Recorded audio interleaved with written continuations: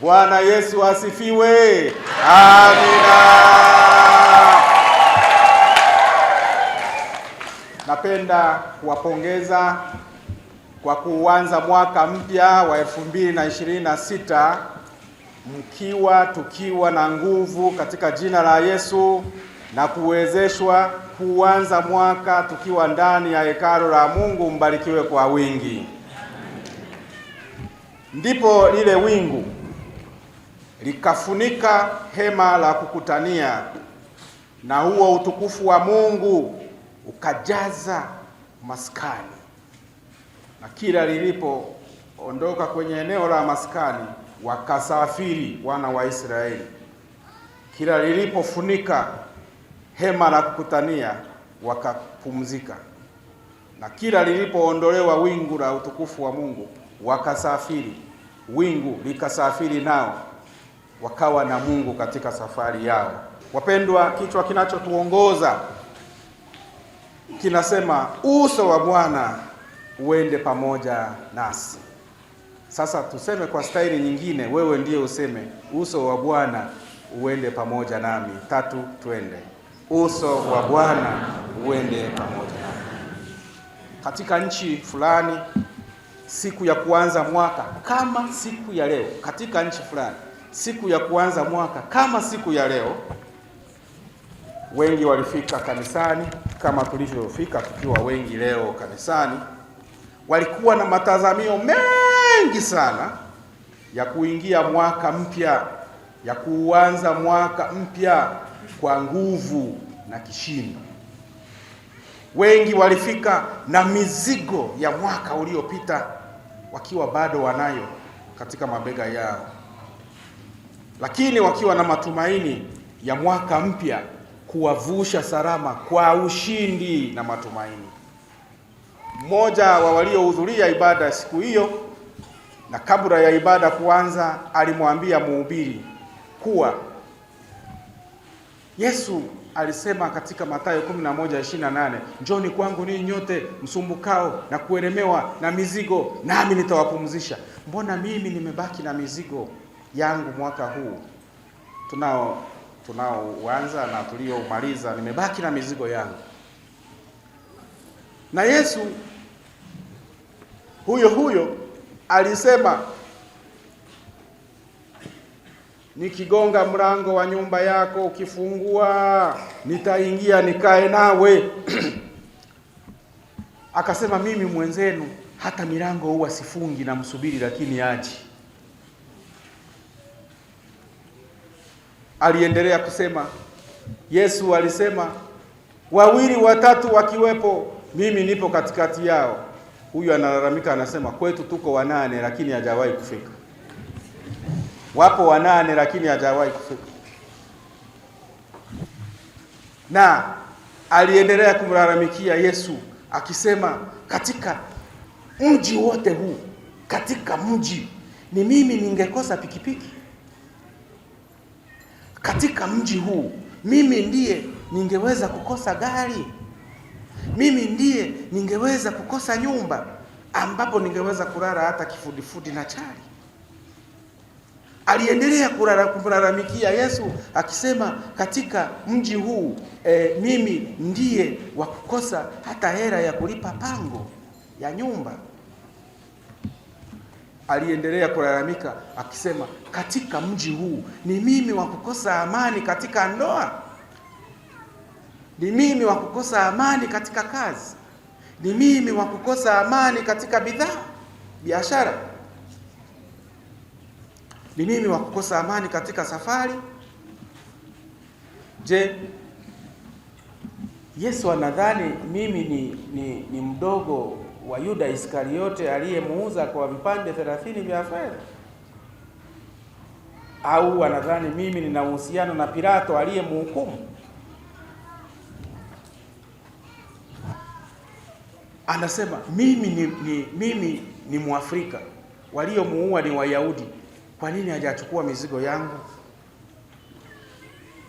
Anamalizia kwa kusema, sijapotosha hata watu wa Mungu kama waliofia kule kusini magharibi mwa Uganda, waliopotoshwa wakafa. au wale wa Kenya 400 waliokufa kwa kuambiwa wasile chakula wafunge mpaka wafe wamuone Yesu haraka. Anasema au ni kwa sababu ya dhambi ile ambayo sijaitubu. Akasema hebu niende nilete ule mzigo wa dhambi nimkabidhi Yesu. Wakati anaenda kuchukua anasema lakini mbona hiyo dhambi ni nzito kuiacha. Yesu wangu, naomba mzigo huo uchukue masaa 3 kabla ya kufa kwangu.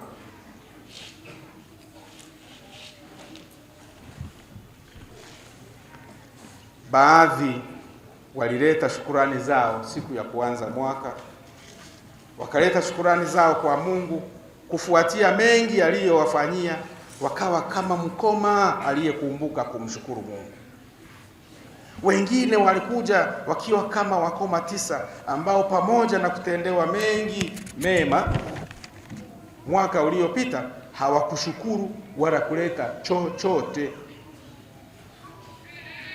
Wengine walikuja na maombolezo ya kufiwa ndugu zao, jamaa na marafiki wanapoanza mwaka. Hata leo usiku wakati mwaka unaanza hivi, mchungaji mwenzetu amefiwa mama yake. Mchungaji Kasisi amefiwa mama yake. Kwa hiyo unaweza ukaona kwamba tunauanza mwaka tukiwa na changamoto nyingi. Na wengine walikuwa wakianza mwaka wakiwa wanaumwa, na wengine wanauguza, wengine wamepata hasara katika biashara, wengine wametapeliwa, na wengine wamechukiwa, na wengine hawapendwi tena, na wengine wako katika magomvi ya familia, na wengine wanaanza mwaka wakiwa wametalikiana.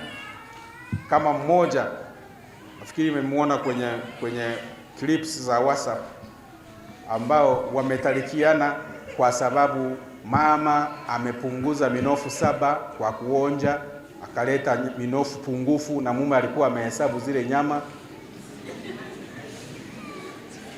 alikuwa amezihesabu na anasema sasa tuko 6, vipande vimebaki 5. Hapo mama, kama wewe umeonja minofu 7, sasa hii zilizobaki hizi sijui ngapi ziwe zetu, watoto 4 na mimi, lakini nakutaliki. Kamtamkia taraka, na wahurumia watoto wale ambao sasa hawana mama yao katika malezi, na ni changamoto kubwa. Wewe mshukuru Mungu kama unaanza mwaka bila kutalikiana na mwenzako kwa sababu ya minofu ya nyama. Bwana Yesu asifiwe sana. Wengine walikuja kanisani na suruhu. Hapo yule mhubiri anaendelea anatueleza. Wengine walikuja kanisani na suruhu au mipango ya suruhu ambayo hawakuwa na uhakika nayo. Wakati wa mahubiri ulipofika, mhubiri alienda mimbarani akiwa na Biblia tu bila daftari la mahubiri. Alinyamaza kwanza, akaangalia huku na kule, kisha akaongea polepole akasema, mwaka huu acheni tuuanze na Mungu wetu. Watu wakasikiliza kwa makini. Ukurasa wa kwanza wa Biblia, anaendelea kusema, ukurasa wa kwanza wa Biblia, hatusomi jitihada za mwanadamu, hata hatusomi matazamio ya mwanadamu, hatusomi mipango wala suruhu ya mwanadamu. Tunachosoma ni hapo mwanzo Mungu aliumba mbingu na nchi. Sio hapo baadaye Mungu alifanya, au sio hapo mwanzo mtu alipanga. Akafunga Biblia akasema tena, wengi wetu tulianza mwaka jana kwa mipango rukuki bila maombi. Wapo wasioomba, na bahati mbaya wasio na mazoea ya kuomba, siku wanapoambiwa waombe, ndipo kikohozi kinakuja. Mungu unajua huyo hana mazoea ya nini ya kuomba, au akisema aombe ndipo atatetemeka. Homa kali. Mwache mwingine ataomba. Mwingine akiomba yeye ametulia, homa imepoa. Anaendelea kusema wengine walianza mwaka bila kumtanguliza Mungu na bila kusali. Wapo wanaosali tu kwa ajili ya Christmas, Pasaka, mwaka mpya. Hata leo yawezekana yupo ambaye yamesali kwa ajili ya kuanza mwaka. Tutamuona tena mwaka ukija kuanza mwaka kesho. Huyo ana changamoto kubwa, hafuati hata yanayoendelea. Ukiondoa wageni, huyo ana changamoto kubwa, hafuati hata yanayoendelea. Yeye anachoshughulika nacho ukisema kumbe yule ndiye askofu wa dayosisi hii, huku tunasema cha kutumaini. Yeye anasema mchungaji wa usharika, kumbe ndiye huyo. Huku tukisema njia yake iwende, anasema kumbe wanapamba. Anashughulika na hayo. Ni kwa sababu gani? Amekuwa mgeni kupitiliza, kwa sababu anakuja mara moja wakati wa sikukuu za Pasaka, za Krismasi. Sasa kwa kuwa mimi simfahamu, naomba umwambie jirani yako, na yeye atapata ujumbe. Uwe unamtanguliza Mungu kila mara. Hebu mwambie mtangulize Mungu kila mara, usionekane tu wakati wa sikukuu. Bwana Yesu asifiwe sana. Aliendelea huyu mhubiri kusema tulianza kwa spidi. Anasema tulianza kwa spidi bila mwelekeo. Unaweza ukakimbia sana, lakini kama una mwelekeo unaweza ukapotea au ukadhurika. Tulianza kwa kujiamini bila Mungu. Unaweza ukajiamini, lakini kama una Mungu haufiki popote, maana Mungu ndiye mwanzo na mwisho wetu. Bwana Yesu asifiwe sana. Anaendelea anasema tulianza kwa mawazo lukuki, lakini bila imani. Mawazo bila imani ni bure. Elimu bila imani ni bure. Utajiri bila imani ni bure. Vyeo bila imani ni bure. Shikamana na Mungu wako. Ng'ang'ania kwa Yesu unapoanza mwaka huu uweze kuvuka salama. Bwana Yesu asifiwe sana. Mshangilie Mungu hata kwa Yesu. Ndiyo maana tunao wimbo pambio zuri linalosema heri kung'ang'ania kwa Yesu. Nalo linasema heri kung'ang'ania kwa Yesu. Heri kung'ang'ania kwa Yesu. Kwa Yesu. Kwa Yesu. Bila kujali kitu chochote. Heri kung'ang'ania msalaba. Heri kung'ang'ania msalaba. Msalaba. Bila kujali kitu chochote. Nikawa najiuliza, mnavyoiona dunia hii ilivyo, kama tungekuwa tuna imani ya kutegemea ulinzi wa Mungu, sisi tungekuwa wanani? Mifano ni mingi. Kumbuka hata wakati ule wa COVID-19, corona, tulipofikiri tumeikaribia kaburi yetu, lakini tulipomlilia Mungu tumefanana kama waliofufuka kutoka kwa wafu kwa sababu ya nguvu na uwezo wa Mungu katika jina la Yesu. Bwana Yesu asifiwe sana. Mimi najiuliza, bila imani tungekuwa wanani? Kila sekunde kuna misukosuko, kila dakika kuna jipya baya, kila saa kuna jambo baya limekuangalia, kila sekunde maangamizi. Lakini ukiwa na imani unaona mtu anafurahi hata akiwa amefiwa. Unaona anasema yote namkabidhi Mungu. Ni kwa sababu ya imani. Na ndiyo maana hata watafiti wamesema wenye imani wana uwezekano wa kuishi miaka mingi, kwa sababu hata akipata tatizo anasema namkabidhi Mungu. Unashangaa. Tatizo linatokea anasema hilo ni la Mungu. Halibebi kwenye moyo. Lakini ambaye hana imani linatokea anasema moyo unadunda, moyo unadunda, moyo unadunda, moyo unadunda. Hata kukitokea kitu kikapiga huko juu, wanaroga, wapo wanaroga. Lakini mwenye imani anasema wakiroga waroge, mbona nilimaliza mwaka jana walishindwa? Bwana Yesu asifiwe. Mwingine akatwambia hata wakiwepo wachai wanaokaa usiku wako uchi wanaroga kwenye nyumba yako pale, kwa kuwa hawakudhuru, omba wawe wengi, wawe walinzi wa kujitegemea. Wengine tunalindwa na hao, maana hawafanyi lolote, lakini wako kwenye hata wanakosa usingizi bure. Lakini kwa walio na imani tumeambiwa wana uwezekano wa kuishi. Ni tafiti zilizofanywa na watu wa kijamii, sio watu wa kidini. Kwa sababu kila kitu anakikabidhi kwa Mungu. Sijui msiba na mkabidhi Mungu. Fikiria imani ilivyo na nguvu. Tumo tunazika, alafu tunasema wewe kifo, kiburi chako kiko wapi? Ni nguvu za imani zenye matumaini ng'ambo ya kaburi. Bwana Yesu asifiwe sana. Kwa hiyo wakawa wameuanza mwaka na Bwana. Kwa hiyo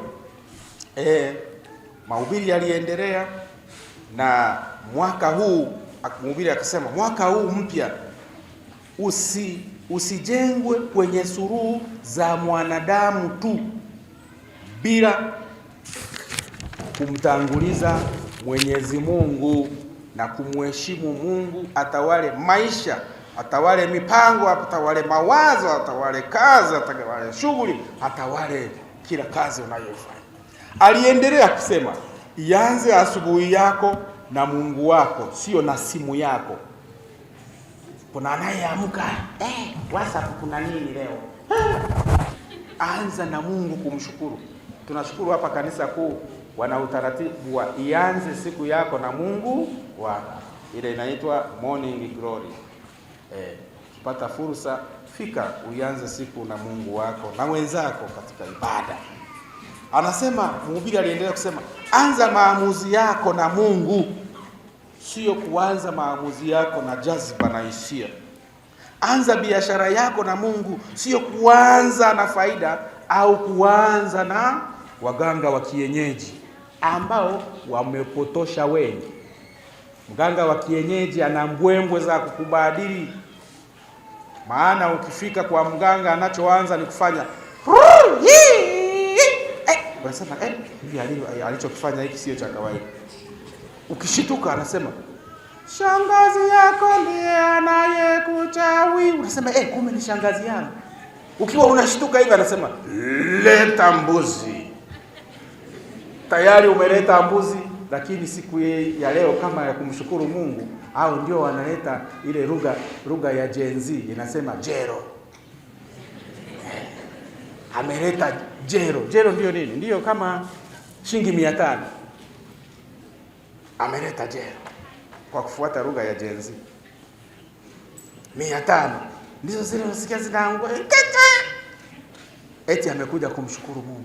Na naimba kawimbo Bwana nimerudi tena, Yesu kukushukuru, mengine sijui ila mimi Bwana ninajua umeni kuja kudondosha mule kacha jero. Watu wanajiuliza, na kuimba kote huko na kushangilia kote huko, na tena amevaa vizuri zile nguo za 400, lakini unasema Bwana nimerudi tena. Huyo ni bwana gani? Ayupa anakuangalia anasema huyu anaanza mwaka au anamaliza mwaka? Kwa hiyo Mungu akusaidie, anisaidie turudi katika imani ya kweli ambayo tumeambiwa ni imani ile ya kwanza, imani aliyonipa Yesu kamwe sitai. Imani ya babu yako, imani ya bibi yako, imani ya mama yako, imani ya baba yako na kaka zako, usiache hapo. Tunachomekea na tahadhari ya kutoyumba katika imani. Shikilia huyo Yesu, usiyumbe wala kuyumbisha wengine. Bwana Yesu asifiwe sana. Kwa hiyo akaweka huo mkazo mhubiri huyo wa siku hiyo kwamba anza yote katika jina la Yesu ukimtanguliza Mungu. Anza mahusiano yako na Mungu, sio tamaa za mwili. Kuna wanaoanza uchumba kwa tamaa za mwili badala ya kuanza uchumba kwa mwongozo wa Yesu Kristo. Anza kila kitu na Mungu wako. Ghafla wakati anaendelea kuhubiri hivi, ghafla mtoto mdogo alitikia kwa kusema amina. Watu wakacheka kama yule alivyocheka mtoto yeye. Tena huyo ndiye ametuongoza wakacheka wakasema lakini kanisa zima lilipocheka mtoto aliposema amina, mhubiri akasema mtoto amesema amina katika sehemu yake, na amina ya mtoto ilikuwa takatifu, maana ilikuwa eneo lake katika kumtanguliza Mungu. Bwana Yesu asifiwe sana. Mhubiri alitabasamu na kusema ndiyo, hata mtoto amejua kuwa Mungu ni wa kipaumbele cha kwanza. Na ndipo tunamshukuru Mungu aliyetuvusha salama na anatuwezesha sasa kuanza mwaka huu tukiwa wenye nguvu na afya. Mungu akiwa wa kwanza, hakuna hofu. Na mwaka huu umeitwa Otechura, usishtuke, usiogope, usiwe na hofu. Ndilo jina la mwaka huu, Otechura. Usiogope, usiwe na hofu, usishtuke. Kuna watu ambao maisha yao yamekuwa ya kushtuka. Unaona anafanya ndege akifanya kaka kwenye maji tulia. Na hao wanawapa mtihani wenzi wao, kila mara ni kumgonga. Tulia, hakuna tatizo. Utulie katika jina la Yesu. Acha kukaa na unashtuka. Sema tulia kidogo, hilo litaisha. Ndoto za hofu. Na wanakuambia pia hata hizi ndoto nazo zina maana ndani ya binadamu. Kama unaishi na bosi anayekutesa mchana, wewe kwenye ndoto unampiga usiku. Kama mmeshagundua, ukiwa na bosi anayekutesa mchana, usiku Mungu anakupa ndoto ya kutuliza ubongo wako, unaanza kulipiga ngumi hilo ni bosi linalokutesa. Huo ni mfumo tulioumbwa nao wa kututuliza. Lakini sasa kuna mwingine akiota anapiga hizo ngumi, anaanza kumpiga na mwenzake. Kumbe mwaka ukaitwa usiofu. Mungu atakuvusha hata ukiwa na bosi anayekutesa. Yeye ndiye atateseka badala yako kwa jina la Yesu. Bwana Yesu asifiwe sana. Kwa hiyo tunaona kumtanguliza Mungu kuna faida. Mungu akiwa wa kwanza hakuna hofu, Otechura. Mungu akiwa wa kwanza hakuna ghasia. Mungu akiwa wa kwanza hakuna vurugu. Mungu akiwa wa kwanza hakuna vita. Mungu akiwa wa kwanza hakuna chuki. Mungu akiwa wa kwanza hakuna kushindwa, hakuna fitina, hakuna kutukanana. Jana tulikuwa kwenye semina ya vijana hawa. Tulikuwa na kipindi kinaitwa umuhimu wa amani katika taifa. Na tukaangalia Biblia ina sehemu mbili kuhusu amani. Biblia inasema upande mmoja ule wa hotuba ya mlimani, ukipigwa usilipize kisasi, tena wape na shavu lingine wapige. Kwenye ile semina vijana wa baadhi wakasema hiyo ni ngumu kwetu. Lakini kuna na sehemu nyingine ya Biblia inayoruhusu ikisema jino kwa jino. Ukipigwa jino na wewe ondoa jino. Lakini kuna ambao wameharibu zaidi, hata hiyo kanuni ya Kiyahudi wameiharibu. Wengine ni jino kwa meno. Anapiga jino moja unamuondoa 10. Unabadilisha mfumo wa meno. Badala ya kusema sasa anaanza kusema sha. Mfumo wa meno umebadilishwa. Nikawauliza wale vijana, walikuwa wa kweli. Vijana wa sasa hivi nimejigundua ni wa kweli sana. Nikawauliza, nikasema, ni nani miongoni mwenu ambaye amewahi kutukanwa naye akarudisha matusi? Mmoja aliamsha mkono hapo mliokuwepo mnakumbuka, akasema, mimi mama mkubwa alinitukana na mimi nikamtukana. Haya, nikasema, je, umewahi kujutia kumtukana mama yako mkubwa? Akasema, sijawahi kujuta. je, unapanga kutubu hiyo dhambi? Akasema sipangi kutubu hiyo dhambi. Kwa hiyo unaona, aya, nikawauliza vijana wale, nikasema, je, ni nani miongoni mwenu ambaye aliwahi kufanywa jambo baya akamuomba Mungu amfanye jambo baya aliyekufanya jambo baya? Kama ilivyo Zaburi ya 109. Zaburi ya 109 inatisha, mstari kuanzia wa 6 na kuendelea. Ile Zaburi inasema, Mungu, nao wafanyia mema wananifanyia mabaya. Mungu, badala ya kunifanyia mazuri kama malipo wananifanyia mabaya. Anasema Mungu, sasa naomba mke wake na awe mjane. Maana yake mume afe, huyo adui afe.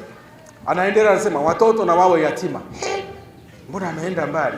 Hiyo Zaburi inaendelea kusema hata urithi wao auchukue mtu mwingine. Hiyo Zaburi inaendelea kusema kwamba hata watoto waliobaki wakitaka kupata chakula wakipate mbali na kwao. Ni kama wako hapa, wakipata Singida wahangaike kukitoa mbali. Nikawauliza, ni nani miongoni mwenu ambaye huwa anamuombea mabaya mwenzake? Akaamsha mkono mmoja. Tena nafikiri yuko hapa. Akasema, mimi niseme ukweli, nilimfanyia kazi boss fulani, hakunilipa. Haki ya Mungu nilisema namuombea afilisike. Unaona, ilikuwa semina ya nguvu sana. Na mwingine akaniuliza swali gumu la kitaalamu. Akasema, katikati ya kutolipiza visasi na katikati ya kulazimika kulipiza kisasi kadiri ya ile jino kwa jino au kutolipiza kisasi, je, unashauri tutumie njia gani? Nikasema, usitake kuninukuu mimi kwa mambo yako. Dhamiri yako ikikutuma kutolipiza kisasi, ufanya hivi. Na ikikutuma kama taifa kwenda vitani, au ikikutuma kujilinda, umevamiwa na jambazi unataka kujitetea, ikikutuma na wewe kuliua jambazi, uliue, lakini usinikuote mimi. Dhamiri yako ndiyo ikutume. Mimi sasa nitakuwepo katika saa hiyo ya kuvamiwa na jambazi? Alitaka eti anitumie mimi, aseme ameruhusu kuwa tunalipiza risasi. Nikasema hapana, ameruhusu tuue majambazi. Hiyo ni kazi yangu hiyo. Dhamiri yako, Mungu yuko ndani yako, anaongea na wewe akisema ili linyamazie, usichukue hatua yoyote. Mungu ndiye anaongea na wewe, anasema katika hili kuvamiwa na jambazi, jitetee na wewe, lipige mkuki. Mtaonana huko kama ni kuua bila kukusudia, sheria zitaona, lakini na wewe angalau wewe upo jambazi alipo. Kwa hiyo tulikuwa na semina inayohusiana na mambo haya ya kumtanguliza Mungu, yeye akuongoze katika maisha na ufuasi. Mungu akitangulia, matokeo yake ni upendo, ni amani, ni furaha, ni utu wema, ni ufadhili, ni kusaidiana. Na hapo tulikuwa na kipengele cha huduma ya diakonia, kuwasaidia wengine ili ubarikiwe na kuwabariki wale. Mtu mmoja akauliza swali, ilikuwa linalo vizito, akaniuliza akisema, je, tunapowasaidia wahitaji kuna kusaidia au kuna na haki? Kuna kusaidia tu au ni haki? Tunatoa msaada au tunatenda haki? Roho wa Bwana akaniambia tunafanya vyote viwili. Kwanza, unapomsaidia mtu, ni agizo la Biblia, saidianeni. Lakini hapo Biblia inasema kila mtu ana haki ya kupata mahitaji yake ya lazima. Kwa hiyo kwa kumsaidia umetenda na haki.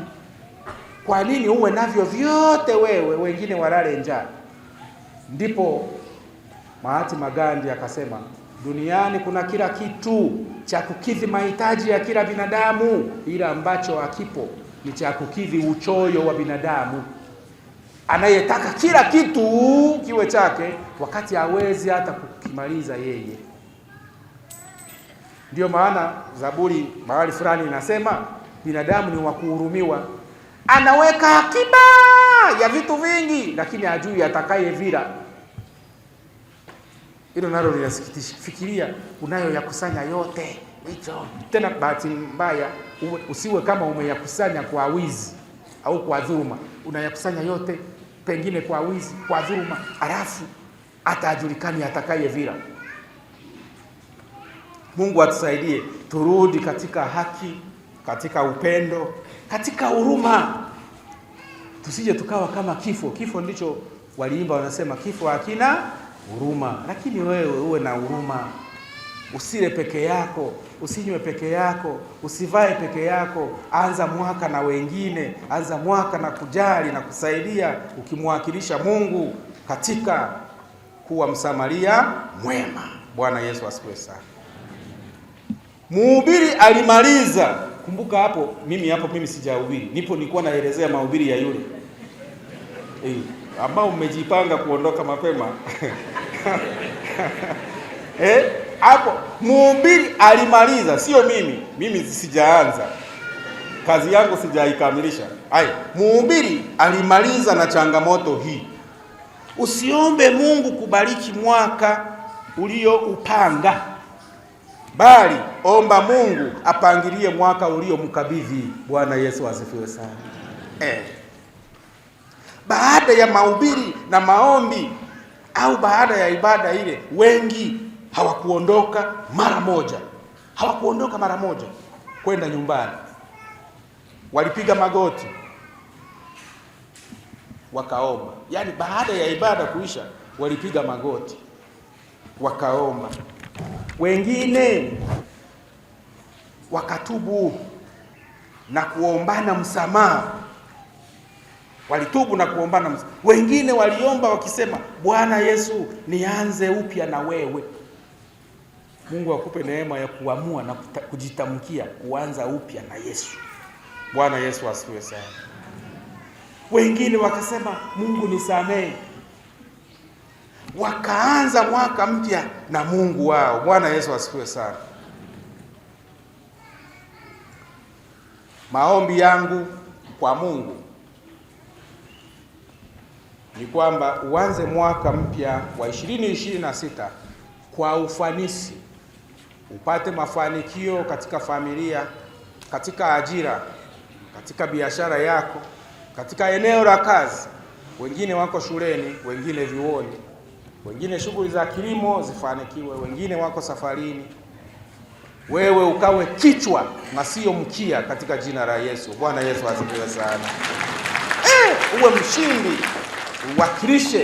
Wakilisha familia yako katika ushindi. Wakilisha hata kijiji chako na kata na tarafa na nchi katika ushindi. Wakilisha hata kanisa lako katika ushindi. Bwana Yesu asifiwe sana. Upate nyumba, upate usafiri, usikose chakula hata siku moja, uwe na afya njema. Ndiyo maombi yetu kwa Mungu. Na uwe baraka kwa wengine. Washinde wachawi wako, na watashindwa na wataregea katika jina la Yesu. Maadui zako washindwe kukudhuru, na nyota yako izidi kushamiri kama Mungu alivyokupangia na anavyo kutakia wewe. Ukimwacha Mungu, hata ufanisi wako unarudi nyuma. Ndivyo ilivyokuwa kwa wana wa Israeli. Kila walipomwacha Mungu walikwama, walirudi nyuma. Walipomwacha Mungu walipata shida, lakini walipomtegemea Mungu, aliwalisha, aliwalinda, aliwavusha, aliwaponya, aliwapa maji ya kunywa kupambana na kiu, aliwaokoa na maadui, na aliwarehemu. Huyu Mungu ndiye ametuvusha mwaka uliopita kwa kishindo, kwa mafanikio. Hata kama zilitokea changamoto kadhaa, lakini tumevuka salama. Katika somo la leo, ninapokaribia mwisho, katika somo la leo, Mungu anakuwa na wana wa Israeli kwa njia ya wingu lililofunika hema lao la kukutania na kuonesha utukufu wa Mungu. Kila mara wingu la Mungu lilipoinuka kutoka kwenye hema, wakasafiri. Liliposhuka, wakapumzika. Wingu la Mungu likasafiri nao, likatembea nao mpaka kufika kwenye malengo yao. Mungu akawa nao, akasafiri nao mpaka wakafika kwenye nchi ya ahadi. Bwana Yesu asifiwe. Amina. Kichwa cha leo kinasema uso wa Bwana uende pamoja nasi. Uso wa Bwana ukienda pamoja nasi, tutafanya yale ambayo yametajwa na Zaburi ya leo. Kama umesikiliza kwa makini, Zaburi ya 144 mstari wa 9 hadi wa 15. Mstari wa 9 hadi wa 10 anasema tutamwimbia na kumsifu Mungu tukimshukuru daima, aokoaye kutoka katika upanga wa uovu. Huyu Mungu ndiye ametuokoa na ataendelea kutuokoa, ataendelea kukupigania. Mstari wa 11 anasema utamuomba yeye akuponye, ni kumtanguliza Mungu. Utamuomba yeye akuokoe katika mikono ya wabaya na vinywa vya wasemao yasiyofaa. Wapo ambao vinywa vyao havitulii, ni kumsema yule mama, ni kumsema yule dada, ni kumsema yule kaka, ni kumsema. Na wengine wako hapa, unaweza kukuta bado anasema huku tunaendelea na mahubiri, yasema lakini yule alivyovaa akigeuka hivi, lakini yule mbona amehubiri muda mrefu leo, anaongea hata akikosa wa kumwambia anajiongelea mwenyewe. Lakini Mungu anasema atakuponya na hao wenye midomo. Kuna mahali fulani nilikuta hata mtu jina lake lilishabadilishwa, anaitwa Unazo. Unazo, wanamuita Unazo. Kwa nini? Kila mara yeye ni kuzunguka kwenye kitongoji, unazo habari hizi, ng'ombe wa fulani ameibwa, unazo habari hizi, fulani amelazwa, unazo habari hizi, mimba ya fulani imetoka. Jina wakamuita Unazo. Je, wewe na mimi tutaponaje kuwa Unazo? Au akina Unazo washindwe na waregee katika jina la Yesu. Mstari wa 13 anasema tena ni mzuri zaidi. Anasema atajaza gara zetu vyakula. Atajaza gara zetu vyakula. Na ataweka na akiba ya fedha. Huyu ndiye anayewezesha yote. Alafu anasema na kondoo na ng'ombe watazaana. Hizo zote ni matamko ya baraka kutoka madhabahuni. Watazaana. Mashamba yatazaa. Yesu Biblia ingetungwa wakati wa benki, wangesema na akaunti yako itakaa inaongezeka mapesa au mahera kwa Kisukuma. Mahera yataendelea kujaa kwa sababu umemtumaini, umemtegemea Mungu. Uso wa Bwana ukienda nasi, tutamzalia Mungu matunda na watu matunda mema, kadiri ya somo la injili ya leo Yohana 15:1-5. Uso wa Bwana ukiwa pamoja nasi, matokeo yake ni mazuri, lakini usipokuwa pamoja nasi, matokeo yake ni mabaya. Yohana 15 mstari wa 2, na kila tawi lisilozaa litakatwa. Uso wa Mungu ukiwa pamoja nasi, tutakuwa ndani ya Yesu na yeye awe ndani yetu, na Bwana alibariki neno lake sasa na hata milele. Amen.